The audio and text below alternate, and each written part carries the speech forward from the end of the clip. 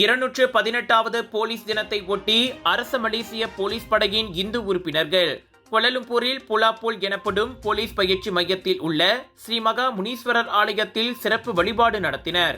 நாட்டின் அமைதி மற்றும் போலீஸ் படையின் பாதுகாப்பு வேண்டியும் உறுப்பினர்கள் மத்தியில் ஒற்றுமை உணர்வை வளர்க்கவும் அவ்வழிபாடு ஏற்பாடு செய்யப்பட்டது. வெள்ளிக்கிழமை பிற்பகல் 3 மணிக்கு தொடங்கிய அந்நிகழ்வுக்கு புக்கிட் அமான் குற்றத்தடுப்பு மற்றும் சமூக பாதுகாப்பு துறையின் துணை இயக்குனர் டிசிபி டத்தோ குமரன் கருப்பண்ணன் தலைமையேற்றார். புக்கிட் அமான் மற்றும் கில்லான் பள்ளத்தாக்கில் பணிபுரியும் சுமார் 500 இந்து போலீஸ்காரர்கள் அச்சிறப்பு வழிபாட்டில் பங்கேற்றனர். போலீஸ் படையில் நிலவும் பல்லின ஒற்றுமை மற்றும் பரஸ்பர மரியாதையை பறைசாற்றும் வகையில் நிகழ்ச்சி அமைந்திருந்தது.